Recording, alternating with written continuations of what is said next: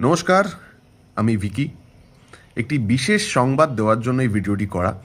সেটা হচ্ছে আগামী 15ই মার্চ 2026 চন্দননগর রবীন্দ্র ভবনে রিলিজ হচ্ছে ফটকগোড়া সার্বজনীন জগদ্ধাত্রী পুজো কমিটির থিম সং ঐতিহ্য পরম্পরায় ফটকগোড়া, যেটা শুনতে পাওয়া যাবে সমস্ত অনলাইন ওটিটি মিউজিক অ্যাপগুলোতে, যার মধ্যে থাকছে Jio Saavn, YouTube, Gaana, Wynk music, Apple music, YouTube music, Spotify etcetera.